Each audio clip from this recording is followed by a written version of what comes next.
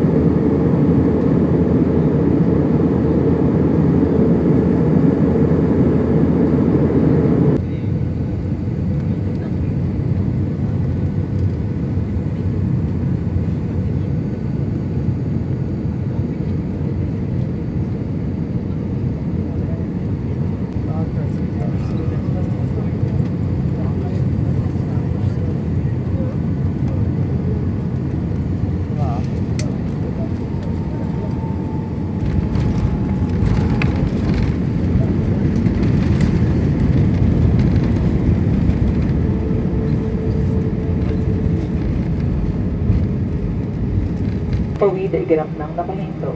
Maraming salamat po. Ladies and gentlemen, At ganun nga ang tunog ng eroplano kapag domestic flight. Ibang-iba sa international. Pati ang serbisyo iba din syempre. At nakarating na nga kami ng Katiklan Airport. Sinundo din pala kami ng bus. Dito nga malapit sa airport ay may sakayan ng tricycle papuntang Jettyport, ang terminal ng mga boat. Mabilis nga lang kaming nakarating agad. Shoutout nga pala dito sa dalawang kasama ko. Taga Pampanga po sila. Nakalimutan ko nga malaman yung kanilang pangalan. Wala lang, ang bait kasi nila. Sinabay nga pala nila ako sa tricycle para makatipid daw kami. Ganito nga pala yung barko patawid ng Boracay, may mga number yung seat niya. Eto nga pala yung makipot na daanan malapit dito sa apartment ko. Pagkalabas mo nga dito ay station 2 na ng Boracay.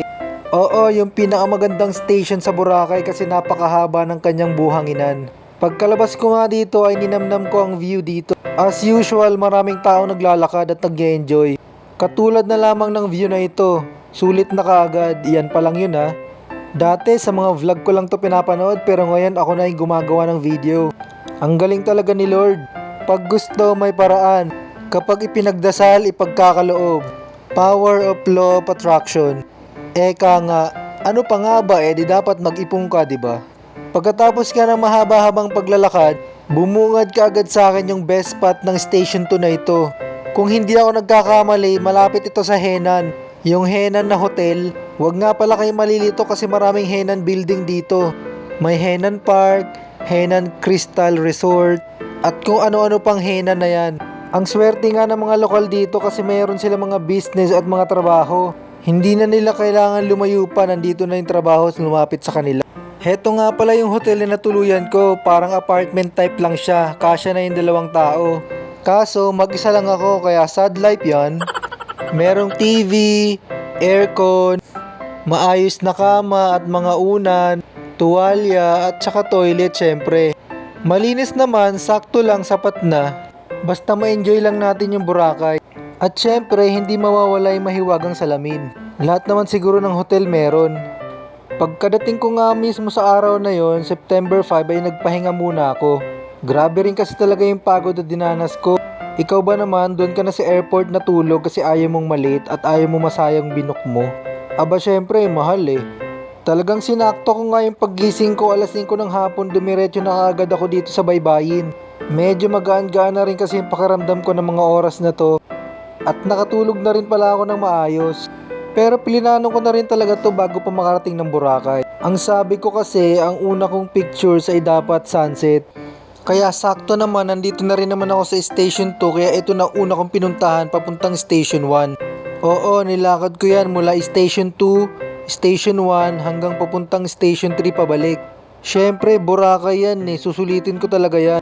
Yung Corniche nga sa Damam na jogging ko mula sa accommodation namin, ito pa ba? Basta hindi lang talaga ako makamove on na nagawa ko to. Sobrang pangarap ko talaga to, elementary pa lang gustong gusto ko nang pumunta dito. Iba talaga pag sinabing perfect timing. Tignan nyo naman, sobrang ganda at perfect ng kanyang sunset. Tapos bubungad pa sa'yo yung mahabang dalampasigan at buhanginan. Tapos marami ka pang makikitang iba't ibang klaseng tao at iba't ibang lahi. Hindi ka parehas ng mga marites mong kapitbahay. Joke lang. Grabe talaga yung mga nararamdaman ko sa pagkakataong ito. Hindi ko talaga ma-explain sa sobrang tuwa. Na sa wakas, nakulayan mo rin yung drawing mo lang noon. At itong mga to, sa mga pictures ko lang nakikita at sa mga vlog na napapanood ko. Tama nga sila, ang ganda nga ng sunset dito. At talaga namang busog na busog yung mata ko sa kung ano-ano mga nakikita ko dito. Yung buhangin niya, ang sarap kainin. Kung pwede lang eh. Tapos, ito nga pala yung sikat na landmark dito sa Station 1. Syempre, hindi ka pwedeng umalis dyan kapag wala kang pictures. Syempre, kapag nakita sa pictures mo yan, ibig sabihin nakarating ka ng Boracay. Tignan nyo naman guys yung buhangin kung gaano kapino. Iba talaga sa pakiramdam yung vitamin C. Tunog ng alon na ng sarap sa tenga. Tanggal talaga yung stress mo dito. Kaya ang ginawa ko nga, dinakot ko itong mga buhangin na to. Grabe talaga guys, wala akong mahawakan na kahit bato. Purong buhangin talaga siya. At sinulit ko nga yung paglalakad-lakad dito hanggang gabi. Syempre, nagpahinga na tayo niyan at bumalik na lang kinahapunan at gabi. Bago nga matulog ay marathon muna ako. Syempre, in-enjoy ko muna yung TV, sayang naman yung binayad ko dito sa accommodation. O, chill lang kayo guys, part 1 pa lang to ng aking trip to Boracay. And that's all for today. Thank you for watching.